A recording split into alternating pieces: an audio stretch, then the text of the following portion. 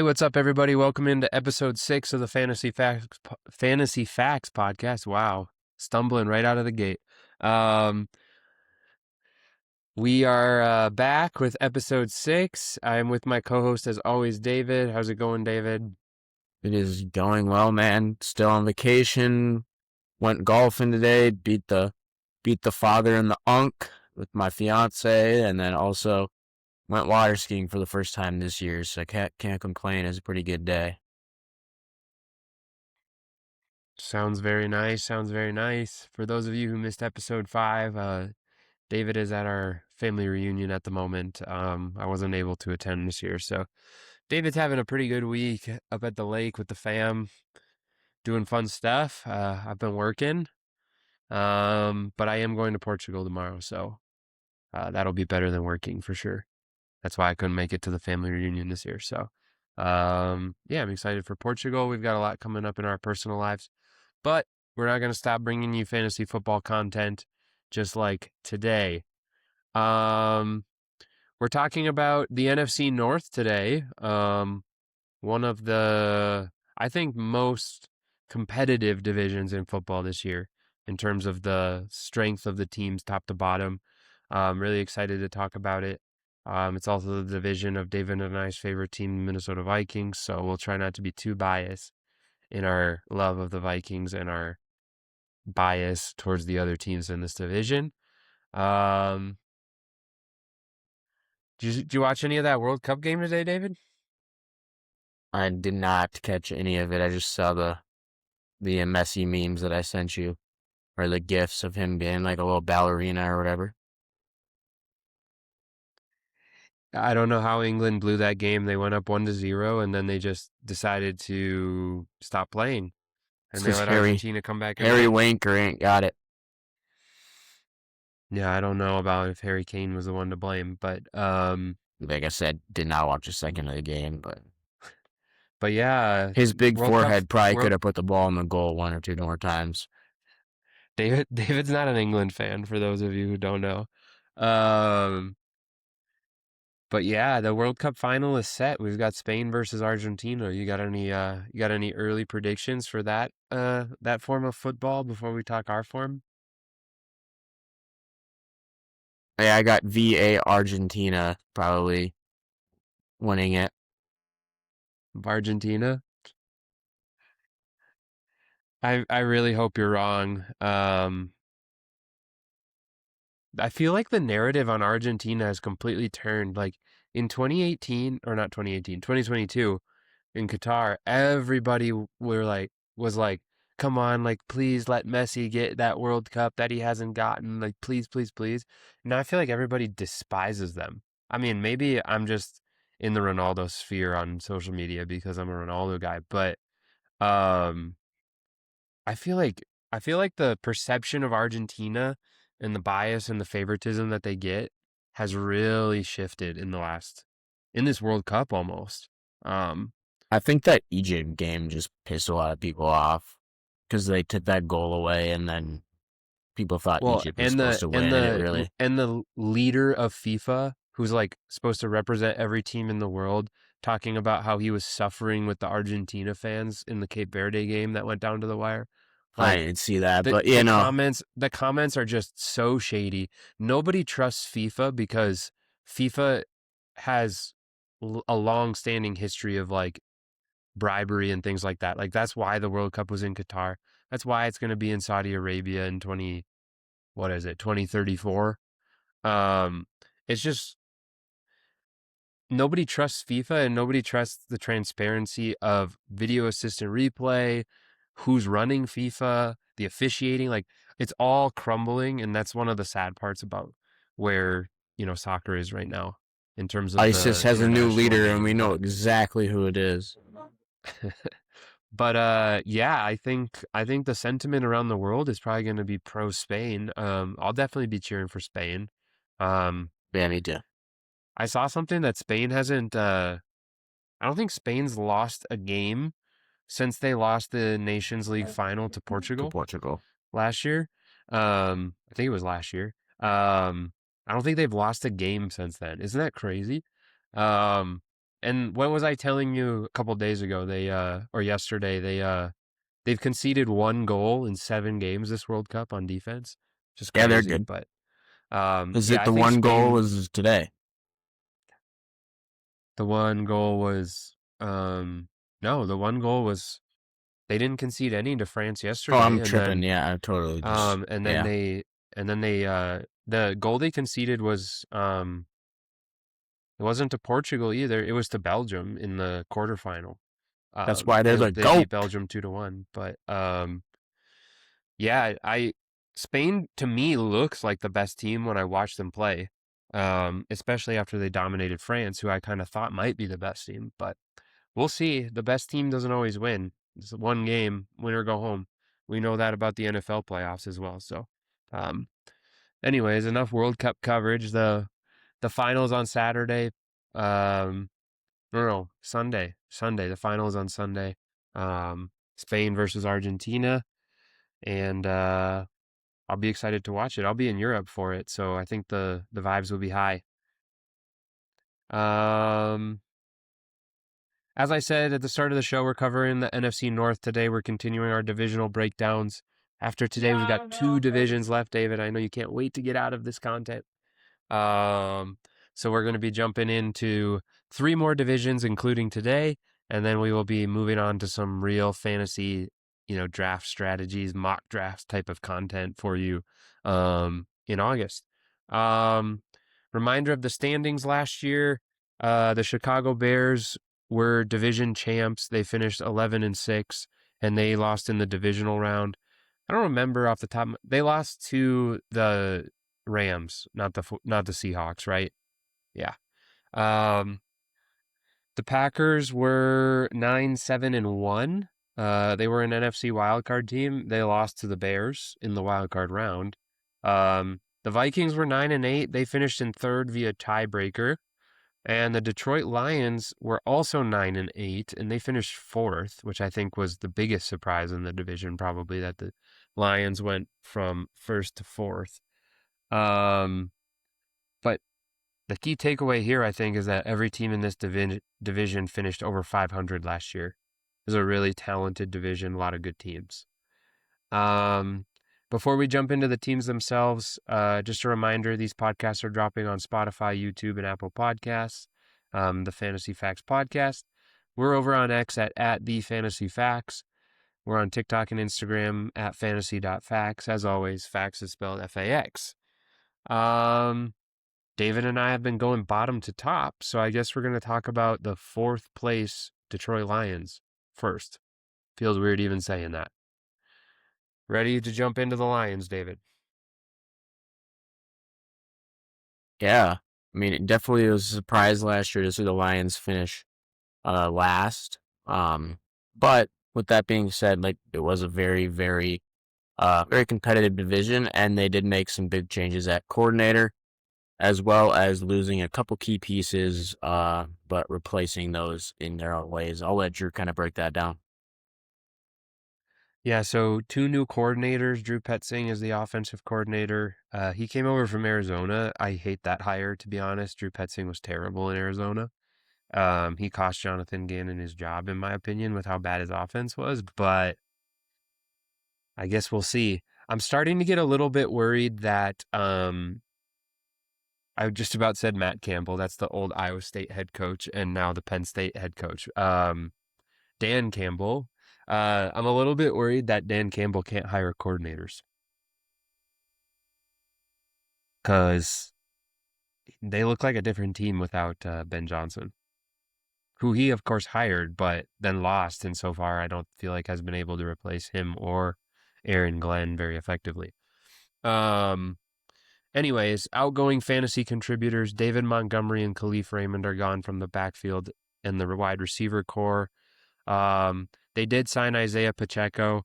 Um, he's going to probably get a little bit of work on the goal line, and he's going to spell Jahmyr Gibbs, but I don't think he's going to play as much as Montgomery was. And Greg Dortch was brought over from the Cardinals. He followed Drew Petzing. Drew Petzing likes Greg Dortch, I guess, so that's good for Greg Dortch. Um, I kind of view most of I those. freaking love Greg Dortch, bro. Greg Dortch is just one of the boys. I don't know what it is about him, but that boy is tough. Yeah, I don't know. I like Greg Dortch too. I don't know about you, but I kind of view these moves pretty lateral. I think Pacheco's a little bit worse than Montgomery, of course, but in general, I think it's pretty lateral moves He's like offensively. worse, but he's like the same skill set kind of, and he's a hard runner, so he is a good combo to Gibbs. It's still like what they call like Yeah, I Sonic agree. and Knuckles or whatever. It's basically the same thing, I think. Yeah, no, I agree 100%. Uh, Khalif Raymond did a lot for them on special teams like punt return and kick return and stuff like that. So, um, that may hurt them a little bit on special teams more than necessarily in the wide receiver room, I think. Cleve Raymond had Hey, his they can flashes, just but throw Jared Goff at kick returner, and he'll use his straight athleticism, house a couple. does Greg Dortch do that? I don't even know. I feel like I've seen him return punts. Maybe. Honestly, I'm not sure. I feel like if you don't live in Arizona, that's probably like one of the teams you saw the least amount of football of last year. They were not in prime time. They were not island games. They were not any of that. Um, Anyway, some stats for the Lions last year: 14th in plays per game, negative 4.6% pass rate over expectation. They got to get back to that, run the football, and then let Jared Goff absolutely murder you on the play action pass. It was far too much straight drop back pass last year. Um, EPA per play was ninth in the NFL. They ran the ball at the 22nd highest clip. That needs to go up. The strength of their team is Jahmyr Gibbs. They need to run the ball more and more effectively. They were fourth in points per game.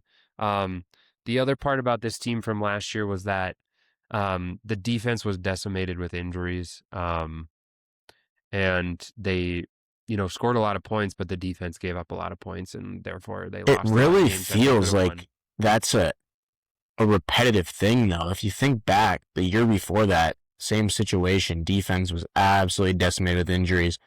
If you think back to when they played the Vikings in that game at the end of the year to win the division, they were playing like third, fourth string corners. Their secondary just seems to get banged up, and they've already lost Terrion Arnold, who they had to cut after whatever legal trouble he was in. So I don't know if I trust their defense one bit. Yeah, that's fair. That's fair. I have a very close friend whose wedding I was in this weekend, who's a Detroit Lions fan. Shout out my buddy Isaac. Um, and he was joking that everybody in Detroit last year, when the whole secondary was decimated with injuries and they were playing like randos off the street, everybody in Detroit was calling him the Legion of Who, making fun of the Legion of Boom in Seattle. So yeah, that's the type of stuff that was going on in Detroit last year on defense, with the injuries. Um, After all that, they managed. Wow, Kevin Carl Anthony Towns right there. After all that, um, After that all that, after all that, um, they still won 9 football games and they had a winning record. So I think it'll be interesting to see how the Lions bounce back this year. are you I talking think about NBA champion Big Purr, Carl Anthony Towns? I am. Good for Cat. When you said Big Purr, it made me think. Have you ever seen that video of Robbie Anderson or Robbie Chosen or whatever he was at the time when he's on the Carolina Panthers, Oh, the and mascot. he's like, who's that bear up there? Who's that bear? And the guy's like, you don't And the know other Sir wide Purr? receiver, I think the other wide receiver, I want to say maybe it was DJ Moore, but I can't I remember. think it was He DJ Moore. he He's like, goes he's he like, goes, he's a Panther. It's Sir Purr, he's and like, you don't then know Sir Purr? Robbie Chosen just can like not grasp that his name is Sir Purr. Uh, for those who haven't seen that clip, very funny. Highly recommend. And kind of I think summarizes Robbie Chosen's mental state in the NFL Yeah, didn't pretty he just like see it pretty on the video board? easily. He's like, what's that bear doing up there? So Yeah, he like literally asked who the bear was, and it was like the team's mascot, and he plays for the Panthers, and he thought it was a bear. that dude has the IQ of a big chicken. All right, let's not be like disrespectful, but I just don't feel like Robbie Chosen was ever super locked in, let's say. Um, Well, he's locked in on changing his name like 5 times, but maybe nothing else other than that. um, Poor guy played for a lot of terrible franchises too, dude, right? Like he played for the Jets, the Panthers, the Cardinals. Like if you're going around the league, he's picking the bottom feeders for sure. Does he Um, have the craziest hair you've ever seen on somebody in the NFL? Bro looks like a yes, right. spike ball that demolishes buildings. 100%. Yeah, he's an interesting cat for sure. Um, Or some would say he's an interesting bear. yes, 100%. A very interesting bear. Um, let's talk Lions though, David. You kind of talked about how Pacheco, while he's not quite as talented as David Montgomery, kind of complements Gibbs well still. I assume that you're very happy taking Amon Ra late first in fantasy drafts. Um, even if you're not necessarily Um, not even I if you think don't. he's a safe pick. I think I'm the lowest on him that I have been in the last few years, and I honestly think that's simply because of the offensive coordinator. I am not a fan. I'm concerned. I think the only player that I'm not concerned about is Jahmyr Gibbs, and I just think that's because his workload is going to be larger than it was. Amon Ra concerns me the most that he has by far. He's still a great receiver and the volume should be there, but I'm just not sure about like offensive schematics and that how that's going to work out for him. They should be going back to that play action, a lot of runs, like you said, but I don't know. Like you said, if you watch the Cardinals last year, I don't know why you would hire that offensive coordinator. Yeah, that's fair. I'm not as worried about him though. He's a really good player, and they have the easiest schedule in the NFL next year. So, um, I'm happy taking him late first. If somebody's reaching up into mid first to grab him, there's other players I'd rather have, but I'm happy taking him late first. He's Sounds like you're a still little like a bit top worried about five Jamison receiver, Williams. but not a top three like he has been. I think he's a little bit lower. Jameson, I probably wouldn't touch this year. I feel like he's still pretty one dimensional, big plays, but I've never been the highest on him, and definitely not now. Yeah, I was really high on him last year, and he kind of came back to bite me in the butt. I'm I probably out on him as well. Just personal preference there, I think. But I don't know. I guess my question for you is, David, you said Amon Ra's not a wide receiver, top three wide receiver.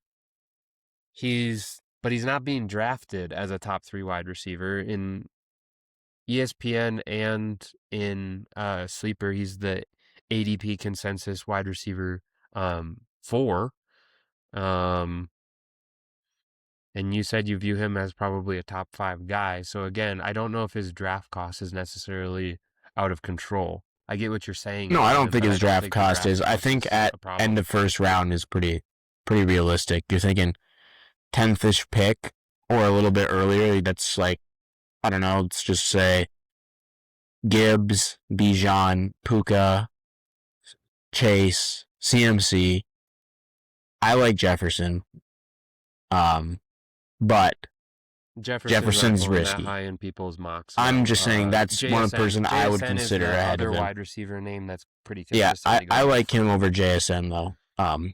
We'll talk more about that when we You get like into our Amon Ra over rankings. JSN? Amon Ra over JSN. I think I have Amon Ra will most likely be my number 4 going into the season, so that's very fair ADP. I'm just saying am concerned that there's a potential for him to have a worse year than there has been. I feel you. I feel you. I think he has a Um, lower floor than he has in the recent past. So then here's my follow-up question to that. If you're drafting, let's say you're drafting seventh in a league, right? And it goes pretty chalk, right? So you get Gibbs and Bijan and Puka and Jamar Chase and CMC off the board in front of you, right? And your picks coming up here, your 6, 7, 8 range. Um, are you just staying away from wide receiver because you are a little lower on Amon-Ra than you were last year, and you're down on JSN, and you're going running back with like a Jonathan Taylor or somebody like that? Or like, what's your advice to people who are drafting kind of there where I would say you and I feel like there's a talent or like not talent, but like a value drop off after like the top five? Yeah, so I'm not going running back. I think there's two very clear top running backs, and then Christian McCaffrey's going to be three. I'm not a fan of the H.N. Taylor range right now. And so I think ideally a draft order should go. This is a hot take, but I'm Gibbs 1, Bijan 2, or Puka. Puka goes in there. Let's say Puka 3, Chase 4, CMC 5. So that's how I have that. And if you're picking in the So then what do you sixth, do when I you would be draft six, seven? considering I would be I would be considering Justin Jefferson. I think he's gonna have an awesome year. I would be considering CeeDee Lamb. I would be considering Amon-Ra. Those are probably the three players I would be comfortable taking there. I would stay away from Taylor. I think the workload last year, like we talked about in the last episode, HN, that's too high for. I think those are the only players you even consider there. So I do think that that's a good value on Amon-Ra. JSN, I think, is who most people I'm would default draft. I'm not in on JSN this year, and we haven't got to their breakdown yet, but I have concerns. I loved JSN Yeah, last year. I we'll save love the JSN concerns as a for that show, player, but but okay. yeah, no, I'm not considering JSN there. I would take Amon-Ra over JSN, but I would So also is take it safe to Jefferson. say that picks 6 through 8 in a 10-man league are the worst picks? Yeah, I have the 10th pick in our league, like we talked about, and I was like, oh, I don't really like this, but what I see when I'm doing mock drafts is if I'm at the 10 pick on ESPN, which is our platform for that league, the seventh and For those of you who eighth, don't know, this is our league of record, so this is the league we is it care the about the eighth most. and ninth ranked players are Jonathan Taylor and Devon Achan. And so if like the CeeDee Lamb and Justin Jefferson, who are ranked 10th and 12th, if they get picked early, the guys that slide to me, I do not want at ADP. And so in the ideal world, I'm getting CD and Jefferson at that turn. Because I like them better than the players ranked higher than them. But just before the show, I started getting you in on Ashton Genty. I don't dislike Genty. I would consider him there at that turn as well. But I don't As the like the 11th players pick, ranked right? As your ahead second of round that. pick. So my point is, I'm not with the consensus ADP right now, but I also could see that shift going into the season. Yeah, I think I've got Amon-Ra. I think I've got Amon-Ra 6th after CMC personally. Um, I think it might be a little high for him, but I don't think he's not gonna be the a type of guy who destroys you. Like he just won't destroy you. He's I think his volume and his consistency to get open and just be a easy target for Jared Goff. Like his floor is just so high. Um, that I don't think he'll kill you. I think there's guys in that 6, 7, 8 range that can kill you. So yeah, it's a tough place to pick. I'm really glad that um we'll see about the keeper league. Keeper leagues are always different because you keep players anyways. But in my two regular old redraft leagues, I get to pick my draft spot, so I won't pick in that range, obviously. And then I've acquired the 3 pick in League of Records. So um, yeah, I think that's an interesting conversation about those first round picks. But um, yeah, it's a tough range. I don't really know what to say, to be honest. I just wouldn't want to pick there. Yeah, and I don't want to pick at 10 if those players are sliding that are supposed to be in that range either. So it'll be interesting to see how it plays But out. I mean, but David, the odds that at 6, 7, and 8, 6, 7, 8, 9, right? The odds that those picks are JSN probably just because of where he's ranked, right? Will probably go. But the odds that it's JSN, Amon-Ra St. Brown, CeeDee Lamb, and Justin Jefferson as the 4 picks ahead of you, I think the odds of that are extremely slim. Extremely slim. I do see HN not going for sure, but I think someone will bite into the Jonathan Taylor name. Jonathan Taylor, somebody might grab a Saquon Barkley. Um, I'll, Saquon's a lot lower on ESPN than he is on Sleeper, I will say. I've been noticing that there's a discrepancy there. Yeah, So he's like maybe a that's mid-second not the round best pick name. on ESPN, I think. Oh, that's crazy. He's like 12 on Sleeper. So he's right at that turn. Um, I think you go in hoping you get CeeDee Lamb and Justin Jefferson, right? But if one of them goes before you, I think it's a nice consolation to have one of them in Ashton Genty. Yeah, I think you're right, but long time till draft, so ADPs are going to shift. Let's be realistic. 100%. That's why it's so hard to pick a draft slot right now. Um, Anyways, I feel like we covered the Lions well. Should we jump into the best team, the Minnesota Vikings? How about them Vikings? Skull Vikes. Um, no changes at coaching for the Vikes. Same coordinator, same head coach. Woo-hoo! You know The what that biggest means? Mr. B. Flores is back, baby. Very big deal for the Vikings that Brian Coming Flores to a is back as quarterback near DC. you. Stop moving around your mic. It's changing your volume quite a bit. Uh, Jalen Naylor is the biggest outgoing name. He's a contributor, but he's not a huge piece. Incoming wise, lots to talk about. Jawan Jennings is the new wide receiver 3. That's an upgrade on Jalen Naylor for sure. If you want the And Jalen Naylor breakdown, watch the AFC West video. There you go. I don't know what you did to your mic, David, but you're really quiet now.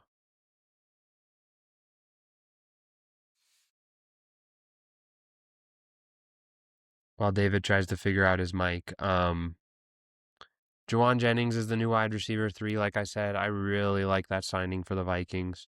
And the biggest thing is Kyler Murray is the quarterback of the Vikings, I would say almost certainly at this point. Really, really excited to see if he can elevate the quarterback play over what J.J. McCarthy was able to provide last year. That shouldn't be hard. J.J. McCarthy was awful. Vikings were 30th in plays per game last year. Their pass rate over expectation was negative 1.2%. EPA per play, 28th in the NFL. And not valuable touches. That's why Justin Jefferson failed you. Run percentage was just under 43%, 19th in the NFL. And they scored 20.2 points per game, which was 26th. Just not good enough on offense and for fantasy purposes from this team last year. But I think, as David's about to say, and I'm about to follow up, we're a lot more optimistic about this offense this year. Yeah. I think Kyler Murray, one of the most overhated quarterbacks in the NFL. He gets a lot of crap, but to be realistic with it, if you look at his past, the one season that he was surrounded by valuable playmakers and a good defense, he was in the playoffs. So I think he was the MVP frontrunner for a while. He was the MVP frontrunner that same season. So yeah, I think when he's surrounded with the right pieces, he shows what he can do. People look at his past, oh, he can't win games with the Cardinals. I don't know if almost any quarterback could win games with the Cardinals at that point. Their defense was terrible. Jacoby Brissett tried really hard. Okay, and that's the thing. People are like, oh, Jacoby Brissett looked better than Kyler Murray. But the Cardinals won how many games last year, Drew? You want to pull that up? I think they won one with Jacoby Brissett. I think I don't know off the top of my head, but I'm pretty sure they won 3 games last year. Okay. And so Kyler got hurt early in the season. But regardless, if you look at it, Jacoby Brissett has been a bigger loser when playing for the Cardinals than Kyler has. Kyler's won games with the Cardinals despite having a terrible team around him. I don't remember the exact stats, but there were some interesting stats about that. But yeah, when Kyler has the pieces around him, he can thrive. And so I'm really excited to see what he does with elite receivers and a very competent defense around him with a great defensive coordinator. And then, yeah, you have Justin Jefferson. And for fantasy purposes, he's very, very solid enough, if not better than solid, to support a solid fantasy asset like that. You look, when DeAndre Hopkins was on the Cardinals before he started getting pretty old, Kyler was making him a wide receiver 1 in fantasy. And then also, Kyler built Trey McBride into the elite level tight end that he is. He he was the one that got that started. Yes, Brissett kept it going, but I believe Kyler actually was better for McBride. He may not have thrown as many touchdowns to him over that course of that one season. That was a fluke year, by the way. But he fed Trey McBride the ball, and so when he has that elite level talent, he's going to get him the ball, and so that's just why I'm so excited to see what he can do with Justin Jefferson. He just almost trusts those top options to a fault, right? Um, Because they're good. right. I'm not saying that's not what you should do, but that's what he does. I just while you were talking, I looked up the stat you couldn't remember, but you and I have talked about plenty of times. So just for everybody's understanding of how much the problem was the Cardinals and how little it was Kyler Murray. The Cardinals' record with Kyler Murray as the starter is 38, 48, and 1, which is a win percentage of 44.3%. Now everybody's going to go, that's not that great. Kyler's not that great of a quarterback. The Cardinals' record without Kyler Murray starting is 5 and 25, 16.7%. He elevated their win percentage by nearly 30% when he was the starting quarterback over the other options that they've played. The Kyler problem and the Kyler issue is a Cardinals issue. Kyler is at worst a league average quarterback. At worst, a league average quarterback, at best, a Pro Bowler, and has been an MVP contender when healthy. Correct. And we've seen this story before. Quarterback comes in, everybody's like, what are the Vikings doing? And then what does Kevin O'Connell do, right? Like Kevin O'Connell. What does Kevin O'Connell do, right? He turns Sam Darnold into, a really great starting quarterback who then the next season goes to Seattle, wins the Super Bowl, right? What did he do for Daniel Jones? Daniel Jones didn't play, yes. but I guarantee you he would give credit. He 100% improved Daniel Jones Kevin as a O'Connell. quarterback in his time there. And if Daniel Jones didn't leave because of J.J. McCarthy, Daniel Jones wanted to be the starter in Minnesota, and we would have had that start that he had with the Colts before he got hurt. We would have had that in Minnesota, and everybody would have been like, oh my gosh, here goes O'Connell again with the guy that nobody else wanted, right? It's going to happen with Kyler Murray. The Vikings won 9 football games last year with J.J. McCarthy as the starting quarterback, or Carson Wentz, or Max Brosmer. Max Brosmer. Love you, bro, but they still won 9 football games. They're a good defensive team. They have elite weapons. They have Justin Jefferson. They have Jordan Addison. They signed Jawan Jennings. They have T.J. Hawkinson at tight end. The running backs are probably the weakest part of their team, but I mean, Aaron Jones and Jordan Mason are serviceable running backs still in the NFL. And if Kyler Murray can take the quarterback play from 32nd or 31st best in the NFL, way at the back, if he could take it to 15th, I don't see how the Vikings doesn't even have to win. do that, dude. He just has to be like, if he's the 20th best quarterback in the NFL, if you get the 20th best quarterback in the NFL last year, he would have made the playoffs. Period. Right, which is why I don't see how the Vikings don't improve on that win total. Exactly. I don't think it's going to be a ton. I think it'll be a game or two, but I know, but a game or two is probably enough to make the be playoffs in the playoff hunt, right? So, dude, I just can't believe it. Talking to other people, like how they're like, "Oh, you really think Kyler Murray is going to be good? He's terrible. Look how bad the Cardinals were." It's like, also, did you see who his coach was for the longest time? Did you see how bad the Carolina Panthers were with Sam Darnold? Yeah. Did you see how bad the Jets were with Sam Darnold? Did you see how bad the Giants were with Daniel Jones? Exactly what I was just about to say, right? What? 100%. Yeah. I think poor dude had David and I think the Vikings are going to improve this year. And I don't think that that's a biased Minnesota Vikings fan take. I think that's fact. I just don't see how it doesn't get better. The weapons improved, the quarterback improved, the coaching staff stayed the same. I'm excited about the Vikings this year to hopefully bounce back from that atrocious to watch season last year, even though I guess they did technically have a winning record. Anything else to add about the Vikings, David? How are you viewing the non-Justin Jefferson weapons in fantasy purposes? Are you worried about Jordan Addison with Jawan Jennings there and vice versa? I'm not worried. I just would say having a more solid wide receiver 3 and a competent tight end, it's stacked. I mean, realistically, it's a stacked it's a stacked pass catching room. You have arguably the best receiver in the NFL. People forget that he's that good because he had one down year with the worst starting quarterback in the NFL or borderline.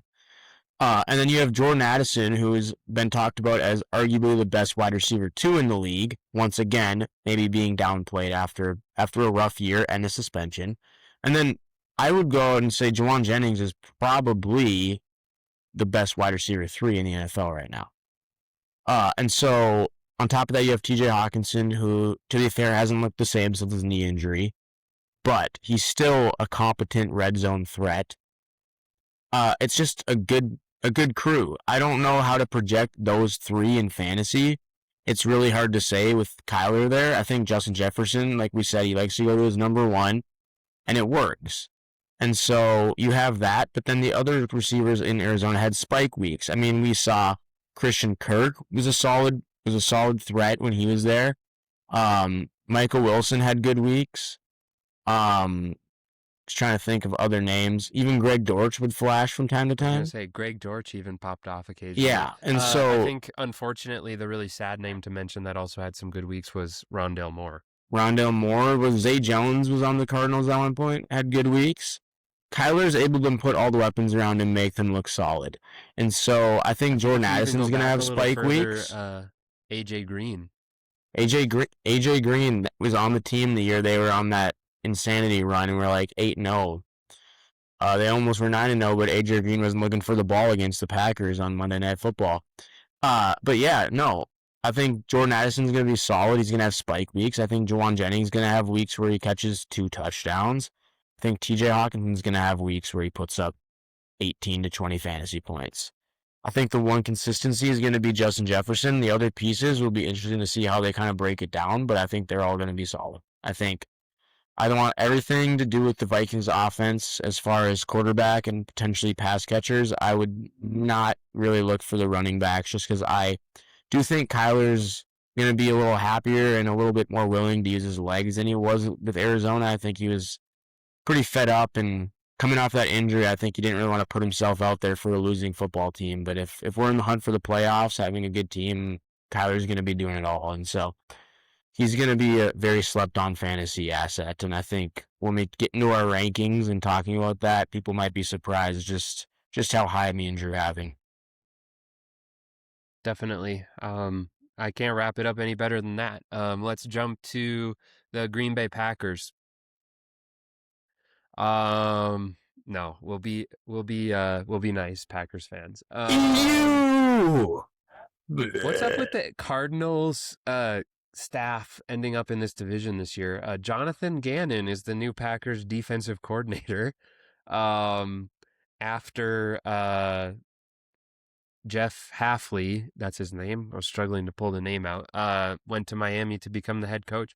I was actually interested in what you said about the Cardinals defense. I actually, the whole time Jonathan Gannon was in Arizona, I was impressed with what he got out of the Cardinals defense. That defense was devoid of talent. I agree with what he got out of them, but they were a terrible, couldn't even name. 100%. I just meant the defense. He had no defense. They overperformed, but they had no defense. Correct. They were the 32nd most talented defense in the NFL, and he elevated them to the 24th best defense in the NFL. Right? It was impressive. It'll be interesting to see him in Green Bay because I think he's a very competent defensive leader. My point is, I like this hire for Green Bay. 100%, I like this hire. Talking about Arizona coaches, bro, the one that I could not stand. I like Jonathan Gannon. I don't think it was his fault either. I just think the Cardinals are a poorly run franchise. Yeah, they are. But I think the one that I could not stand was Cliff Kingsbury. Cliff Kingsbury is not a good head coach. I think it was Jonathan Gannon's fault to some extent. I mean, he's the one who put Drew Petzing there, and he set the offense up to fail. I don't think he's a good offensive coach, but that's why I think it makes sense for him to be a defensive coordinator. Right, but as a head coach, it's your responsibility to hire coordinators that, especially in the areas that aren't your specialty. Um, but that's why I think it's a good defensive coordinator hire for the Packers because he gets to focus on defense and he actually has talent to elevate now. He is a freaking goober, though, dude. He is an interesting He's a fellow, but he I is an like him. interesting. He's one of one, but yes, He's a good. 100%. He's I a do good. think I would. I think he gets guys to buy in though. I really do. His Um, speeches sometimes sound like he's hyping up like a dog, like a puppy, but but I I, actually like. I think the goofiness plays to the players. Like especially the defensive players. I think they buy it. never met the guy, Um, but I'll tell you what, I think he's a pretty freaking good guy. I can tell yeah, you that. I think so probably as well. Without Sucks he's the knowing them. Packers coach though, because Yeah. Some big names leaving the Packers this offseason. Romeo Dobbs is gone from the wide receiver position. Malik Willis, Mega Mind. over in Miami as the new starting quarterback. I want to say a couple other like fringe wide receivers left this team too. Um, off the top of my head, didn't we lose like a Dontavian Wicks or something like that, or is he still with the I think Packers? he went to like the Eagles or something. Actually, that sounds right. Something like that, yeah. But he Um, was, oh my gosh, he was the definition of nothing all year, and then he'd have like one good week, and then he'd be like a waiver wire pickup, and then you'd yeah, start him, and he'd be terrible, and it just we happened every single year. It was we like, don't have I to talk think about I've Dontavian seen Wicks. this movie before, and I did. It was literally, it was like every year with like clockwork, same Yeah, exact we situation. thankfully we don't need to waste time on Dontavian Wicks. Um, Packers were 22nd in plays per game last year. Their pass rate over expectation negative 4.4%. Fourth best EPA per play in the NFL. That's a Matt LaFleur offense for you. It's valuable touches. Um, they ran the ball at the fifth highest clip. They rode Josh Jacobs hard, as always. And they were 14th in the NFL in points per game. Um, I love what happened in the offseason for this team from a fantasy perspective. Um, Romeo Dobbs is gone and has vacated a huge amount of targets. Dontavian Wicks is gone. Um, they didn't do This is a anything. Matthew Golden tweet, by the way. They didn't do anything. It's actually not a Matthew Golden tweet. They didn't do anything to like really backfill those wide receivers with anything valuable. I think they signed Sky Moore. Um, I love Jaden Reed and Christian Watson this year. Love them. Um, Jaden Reed is the most talented of the three wide receivers. When he's healthy, he always produces the best fantasy output. That's just how it is. Um, he is going to be able to be in the slot a ton with Matt Golden and Christian Watson out wide. Christian Watson got the huge payday. They want Christian Watson at the center of their offense. Um, I hope Matt Golden does something, but to be honest, I'm more excited about the other two. I think they're going to be, instead of being these fantasy contributors over the last few years where it's like they spike and then they're nothing and then they spike and then they're nothing, I think both of them are going to be more consistent. Jaden Reed, the most consistent. Watson's still going to have some ebb and flow because of the nature of the way he plays with the big play threat and all that stuff. But yeah, I'm really, really in on both of the wide receivers. They're going pretty darn late in fantasy drafts. You can easily get them as your wide receiver 4, wide receiver 5 in a 10-man league. Um, yeah, I'm really, really excited about the consolidation of targets at the wide receiver position for this team. Yeah, fair enough. I'm actually high on Matthew Golden, I think we kind of saw it at the The end of the world, the season. world just flipped upside down. David in on Matthew Golden and Drew's down on Matthew Golden compared to the other I two. think we saw it at the end of last year, and I think they kind of acknowledged it, and I think they'll adjust going into the season. So I'm excited to see him with potentially a pretty significant jump in workload. The big thing for the Packers for me is to monitor the Josh Jacobs situation just as we go into the season. If he faces suspension, that hurts. Um, If you go zero running back strategy, you need to be drafting Marshawn Lloyd. yeah, especially yeah. If you're drafting early, like if you're drafting for some reason this month, like before anything comes out about the suspension or potential suspension, Yeah, pick up Marshawn Lloyd. Also, I'd question why you're drafting this early, but not my spot to judge. But yeah, no, that's a I great don't think call. we're gonna have clarity on the Josh Jacobs thing even by draft season. Yeah, So he's yeah, gonna keep be an eye one on of him. the biggest boomer bust picks because of that. If you do draft Josh Jacobs, you need to draft Marshawn Lloyd like 4 rounds higher than his ADP to make sure you get him. Yeah, good shout, good shout. But yeah, no, I think the Packers solid team. Not a lot of changes other than that. I don't. Well, we talked about it. I expect them to be good. We'll break them down in our division predictions a little bit more, how we see them finishing. But I think one of those receivers is going to step up more. I think Jaden Reed and Matthew Golden are my picks. I don't love Christian Watson. He's a good So the receiver, but consistency between us is Jaden Reed, right? So maybe that's the recommendation to people. But you do always talk about the year two jump with wide receivers. So Golden is I have no issue taking a shot on Golden at all. Um, I think my general advice to people is with how late they're going, at least right now, you need to take shots on these Packers wide receivers. The targets are consolidated, and one or two of them are going to be significant values where they're going right now, I think.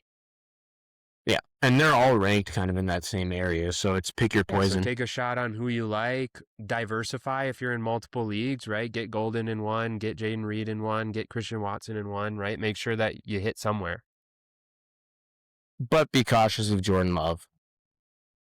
I'm not a huge Jordan Love fan. I just think he doesn't throw the ball enough. I think You're saying he's as a fantasy fantasy quarterback? option. Yes. Yeah, but He's a Jordan very Love's been more competent than NFL quarterback, yeah, but he'll Jordan Love's been provide well more enough. than yes, But exactly right. I don't know. I think Jordan Love is pretty grossly overrated in the scheme of NFL quarterbacks. I think so I too. think people think he's like a top 10 quarterback, and I just simply don't think he is. I think he's fringe top 15. Yeah, I think that's fair. Yeah, I'm not targeting Jordan Love in drafts. But I do think he's going to facilitate some fantasy options. How you feeling about Tucker Kraft? Man, we will see. I just picked him in my last mock draft, but I'm concerned coming off that ACL tear. If he can bounce back and be healthy, I just feel like I've seen it with tight ends. Like the knee injuries really mess him up, man. I mean, TJ Hawkinson has not been the same like we talked about since that knee injury. And so it does Do you concern me. remember how big of a Tucker Kraft guy I was last year? And you were Yes, not you're buying it? so. And you're right. He was awesome. And if And he then can be that again, he is great. And at his value, he plays for the Packers, which sucks, but like man, Tucker Kraft was electric to watch. at his ADP right now, I'm not mad at taking a shot on ESPN. He's lower than like Travis Kelce. I'd rather take a Definitely. flyer on Tucker Kraft off that injury than having Travis Kelce with potentially no Mahomes as well to start the year. Otherwise, there's some other tight ends that I like maybe a little bit more based off ADP. If you can pick up an Isaiah Likely later, somebody like Yeah. that who doesn't have competition in the offense, but he's. I'm willing to take a shot at him at ADP right now. If he starts coming up, I might be a little hesitant and stay away. I actually But kind of like the yeah, idea of pairing a Tucker Kraft and an Isaiah Likely on your team and going Likely early when Neighbors is out and he's going to dominate the targets. And then that gives you time for Tucker Kraft to kind of build into the season a little bit and he might get hot towards the second half. yeah, and that might be the only time we ever recommend you to draft two tight ends because that is not typically something that we would recommend. But that is a good Yeah, call. but with Isaiah Likely, how late he's going, right? It only really costs you one important draft pick. Should we jump to the Bears? I can't believe it, but the Chicago Bears were NFC North champions last year. Um, they did lose their offensive coordinator. He went over to the Ravens to assume some play calling duties as offensive coordinator over there. Um, I do think it'll be interesting to see if he takes that Ben Johnson mold over to the Ravens offense because that can make them very exciting. Um, Press Taylor is the new offensive coordinator in Chicago. Um, Biggest outgoing news is definitely the trade of DJ Moore over to Buffalo. We talked about that we like that for DJ Moore in Buffalo. Um, In terms of the incoming fantasy contributors, they used 2 third-round picks on a couple weapons. They drafted Sam Roush, a tight end out of Stanford, and Xavier Thomas, a wide receiver out of LSU. Um, the Bears ran the most plays per game in the NFL last year, which is fun from a fantasy perspective always. Pass rate over expectation, negative 3.9%. EPA per play, 8th in the NFL. Run percentage was 11th in the NFL, and they scored the 9th most points per game. I think the biggest question everybody's going to want to talk about with the Bears, David, is what do you do between the 2 wide receivers and what do you do between the 2 running backs? Yeah, obviously with DJ Morgan, we're talking Luther Burden and we're talking Rome Odunze, but it also Colson The Loveland. answer is very easy, but I'll let you go first. Yeah, I'm personally, this might not be what you're thinking, to be honest, but I like Rome Odunze. I hate Rome Odunze. Not talented. Yeah, I think he's a solid receiver, and I think Luther Burden's going to be a flash weeks type of player. On Rome Odunze since he came into the NFL. Yeah. And I love Luther Burden. I've loved him since his tape and I think he's a good receiver, but I think he's talked about all last year how Luther Burden, he got drafted to a terrible situation, so he wasn't going to be able to shine his first year. Luther Burden is going to be the clear wide receiver 1 for the Bears this year. Clear. It's not even going to be close. Running back wise, obviously DeAndre Swift and Kyle Monangai both played a ton last year. If you weren't watching the Bears, you might not know this, but they quite literally split drives. So Swift was the starter. He'd play the first drive of the game. Monangai would come in for the second drive of the game. It was literally 50-50 who was on the field. And so DeAndre Swift, awesome. He's got a lot of hate throughout his career. He proved last year he's a solid NFL running back.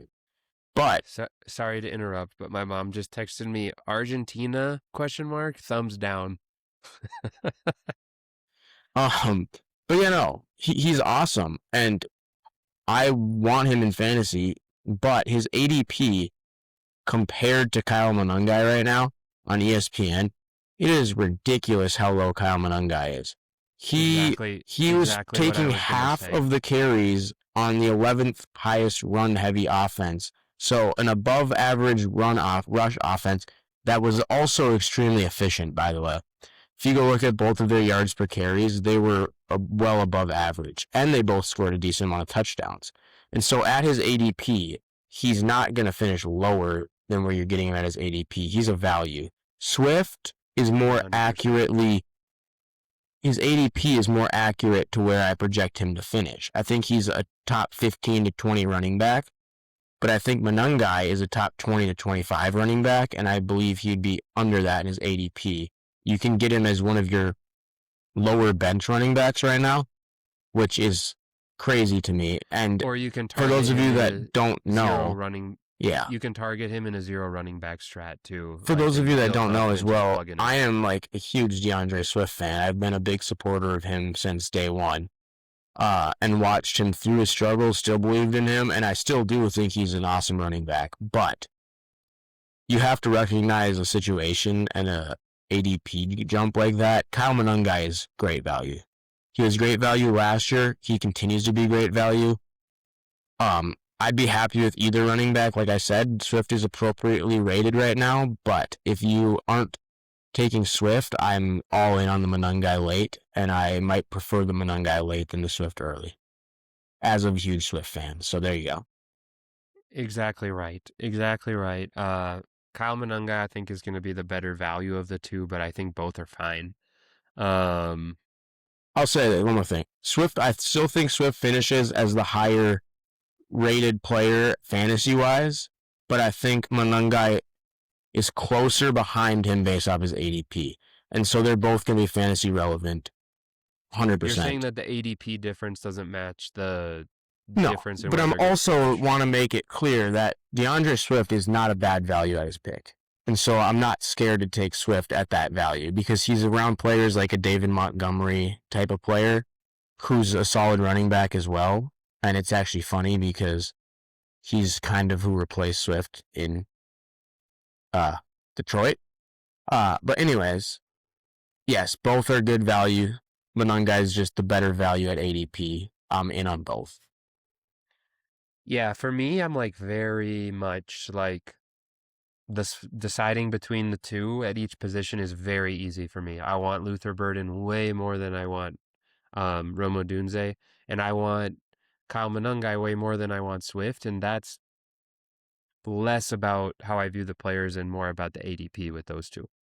Um, But would I you just agree that Swift is pretty fairly ranked as ADP, at least Yeah, ESPN? I have no problem with where Swift is ranked, but like why would I take Swift when I can get Monungai rounds later is my view on it. I Not think that I'm only because opposed to Swift, what I Swift. mean, Swift was the better running back still, efficiency wise, and he scored more touchdowns and he caught more passes. He still was the Yeah, better but running back. He one was just, also a rookie. I think there's room for Monungai to grow. yeah. But it's also Um important to remember he was what, a seventh round running back as well. He's Isaiah Pacheco mold, same college and everything.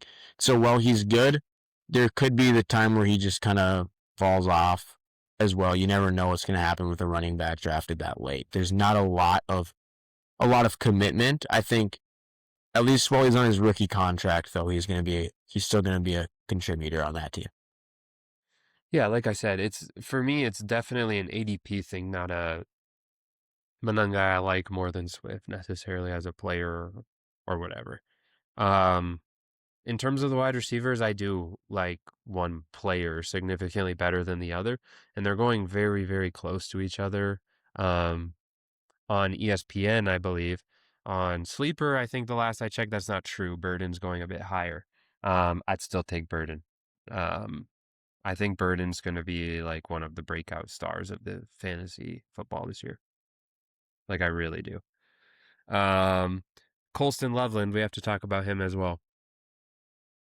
Yeah, man, we cracked on him last year, but I also think he's still not as good as people think. So Yeah, I don't think so either, but I think DJ Moore leaving really makes it a three-headed monster there.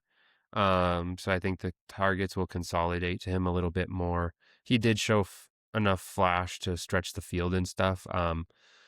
So I don't mind Colston Loveland. I have a feeling that the hype is going to make him go too high ADP wise by the time draft season comes around, though. So watch his ADP. I'm really not a fan of drafting tight ends in that like fifth through ninth, 10th round. Like, if you want to go get one of the top, two tight ends early, do it. Um, but if you don't, punt the position, right? Like I you was gotta actually just telling do that Dave, late. your stepdad, earlier today. We were talking about fantasy, and I was like, this year more than ever, I'm never really an early tight end guy, but I am so in on the late tight end unless you're getting like Trey McBride.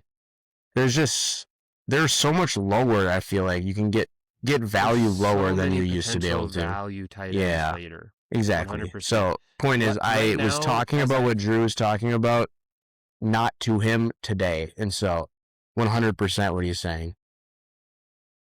yeah, my favorites late, as I've been mocking and I've kind of figured out they're my favorites late, are Okonkwo and Isaiah Likely. But there's other names out there for sure. Yeah, the other thing I was gonna shout is Caleb Williams currently on ESPN he's very undervalued. He's Yes, like he's outside the top draft Caleb 12. Williams. And so we'll get into this a little bit more, I think, in division breakdown. I think the Bears are going to be worse as a team than they were last year, but I don't think fantasy value wise, Caleb Williams. I mean, maybe he doesn't finish as the quarterback 5 like he did last year, but if you're drafting him as the quarterback 13, I think he's pretty safely inside my top 10 this year. And so him, 100%. Justin Herbert's in that same range. Kyler Murray's going undrafted. There's a lot of late round quarterbacks. And so while we talked about late round tight ends, I also am very comfortable waiting on quarterback this year because there's a lot of good values late. I did see though on I think it's on ESPN. It's going to change because people always reach for quarterbacks. But right now, Josh Allen is going in like the 4th round, which, like, if you could get Josh Allen in the 4th round, please do. Right? Like, if he starts going in round 2, then you got to consider, is it worth it? But like round 4, Josh Allen, yes, please. So watch that as well on the ESPN platform. He's much more appropriately priced on Sleeper. I think he's going in the mid-second round. But um, anything to add about the Bears, David, or should we talk some divisional predictions quick?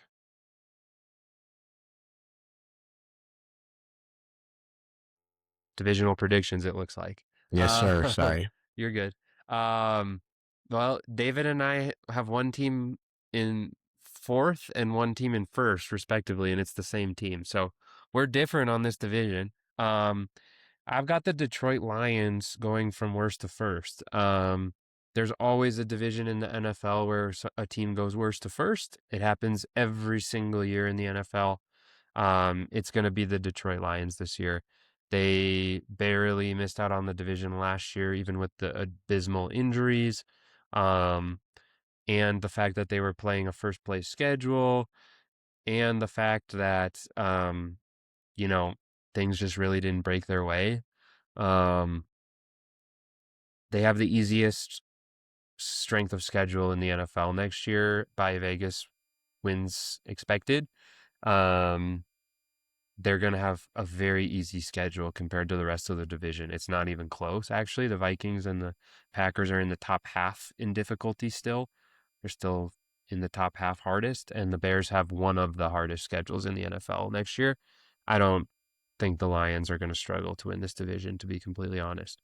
I've got Green Bay in second. I still like them quite a bit. I think they're going to finish probably pretty similar to where they were last year. They were 9-7-1 last year. Maybe like 10-7 this year or something. But I think it'll be good enough for a wild card. I think the Vikings will be in third. I think they'll be towing the line of playoffs or no playoffs. I do think they'll end up just missing the playoffs, unfortunately. And then I think the biggest surprise to everybody is I've got the Chicago Bears going first to worst. So I've got worst to first, first to worst.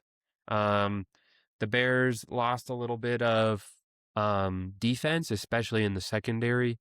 And the Bears have by far the hardest schedule in this division this year. And to be honest, I think the Bears got a little bit lucky with some of their late wins last year. So I think that'll regress to the mean a little bit, and those three factors together will have them finish 4th. However, I think 4th in this division could easily be like 7-10 or 8-9. Yeah, I have the Lions in last just because I think the division is so stacked that it's anybody's ball game. I really don't like the offensive coordinator hire. I talked about it already. It's concerning to me.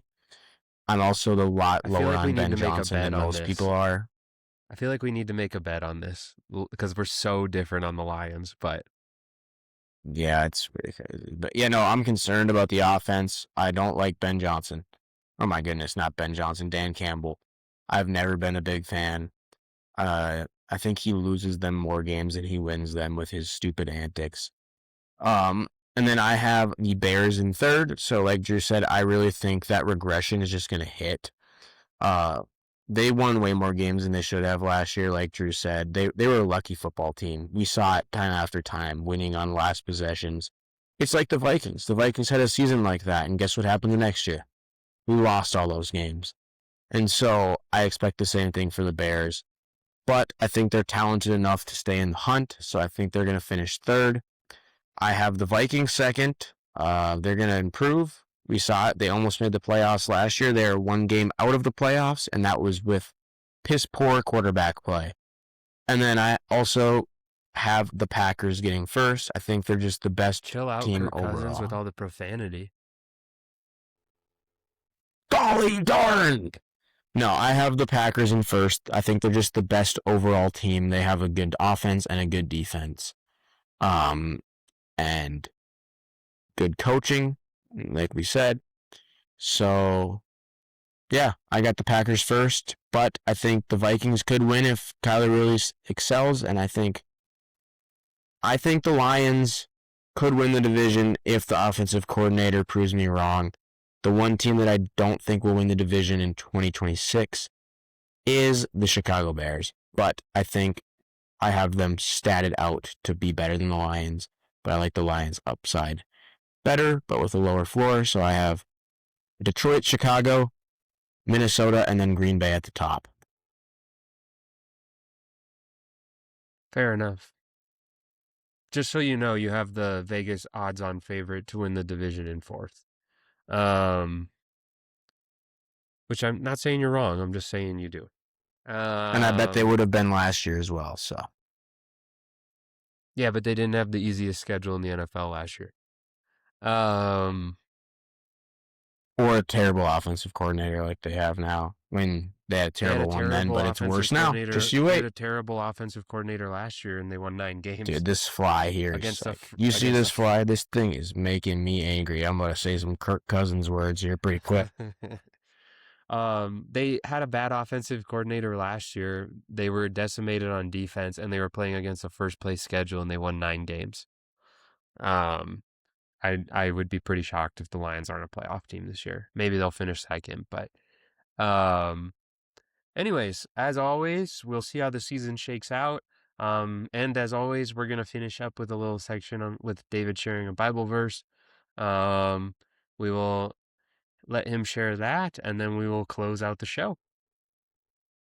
Yeah, so I picked John 11:43-44. It's when he said this, Jesus called out in a loud voice, Lazarus, come out. The dead man came out, his hands and feet wrapped with strips of linen and cloth around his face.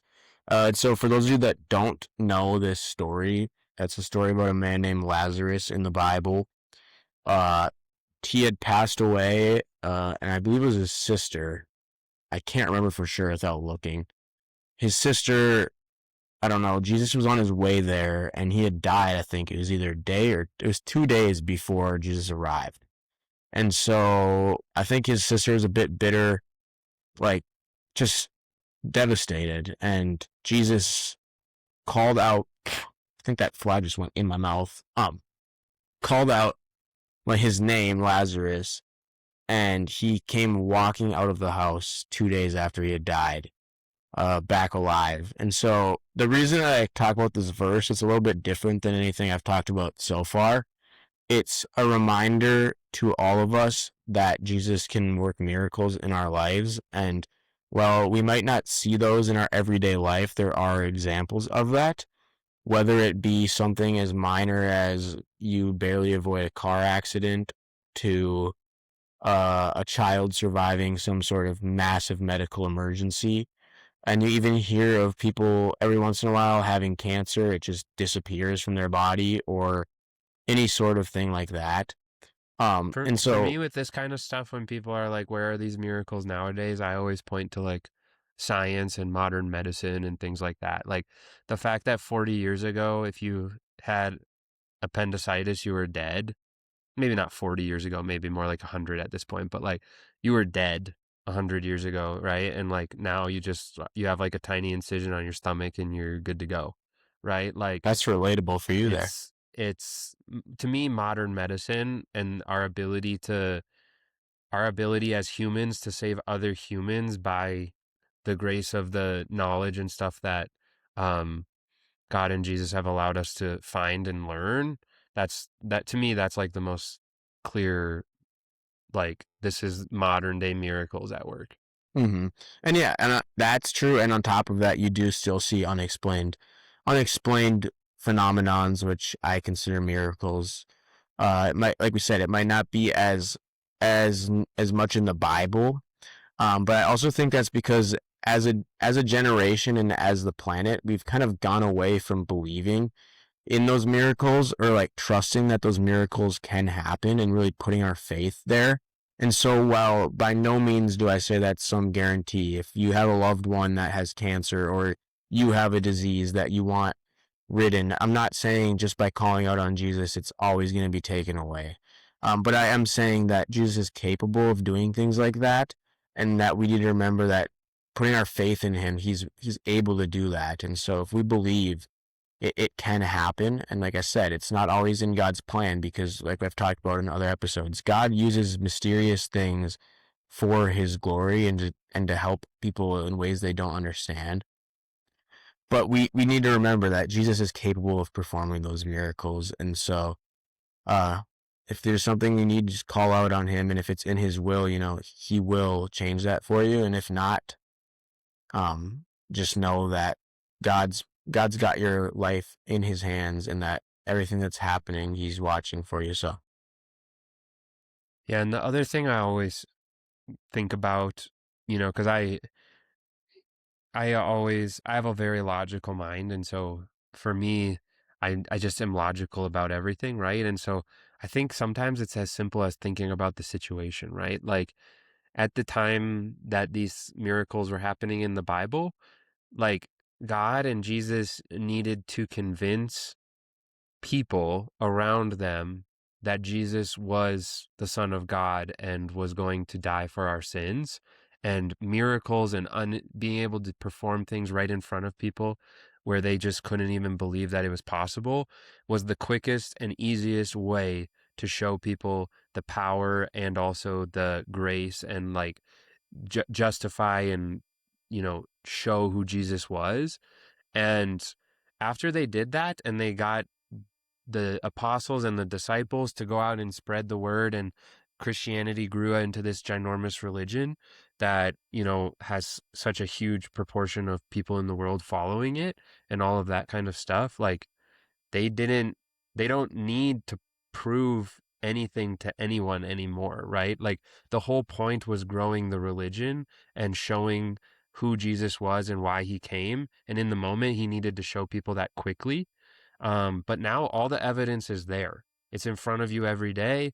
It's in the Bible for you to read, right? And so the the need for these like just like completely out of the blue, like you can't explain it miracles, not saying that they don't happen anymore. I'm just saying that the the logical need for them is not nearly as high as it was at that point in period in time with what Jesus was trying yeah. to accomplish. And you're right with that. It also is important to remember that, like, God, we do serve like a loving God who has a caring heart for us. And so, just because he doesn't need to show that he's capable of performing miracles doesn't mean that he still won't. And like Right, we said, it 100% not what I'm happens. saying. I'm just No, saying I I think understand. I was just clarifying that as well. I'm with you, but yeah, no, just that, even sometimes in modern day we see miracles and we might not attribute them to miracles, like what Drew said with modern science and things like that.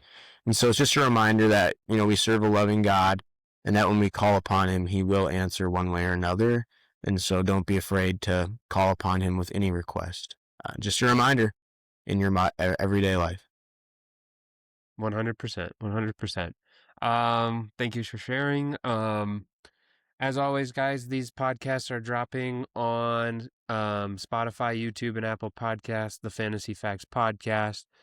We are over on X at the Fantasy Facts, TikTok and Instagram at fantasy.facts. As always, facts is spelled FAX. On our next show, we're going to continue our divisional coverage. We've got 2 divisions to go. We're going to be covering the NFC South on the next episode. So we will be talking Saints, Bucks, Falcons, and Panthers. Jeez, I lost the fourth team there. Um, and you can look forward to that. Just so everybody knows in advance, I am leaving the country tomorrow. I'm going to be gone for about 10 days due to the difficulties with the time change and my inability to bring my recording equipment and all of those things. We are going to take next week off from the episodes, so there will be no new episodes next week. But when I get back at the end of July, we will hop right back in with our last 2 NFC divisions, and then August will be really, really fantasy and draft focused. So we're looking forward to moving that coming up, moving into that, and then don't be surprised when there's no episodes next week. They will be coming the following week, just as normal. It's just a logistical thing with me being gone and David not really being able to do a podcast by himself super well without somebody to could discuss with. So we're going to take next week off for that reason. Anything else to Unless add, people David? only want my opinion on the divisions and my predictions, which doesn't Well, sound as fun. during the So season, if anybody's unable to record, we're going to be doing podcasts alone to make sure you still get the content on a week to week basis for your fantasy matchups and stuff. But in the off season, I don't think it's worth forcing it when we can discuss the same content a week later with both of us there. So we're going to take next week off. Anything to add, David?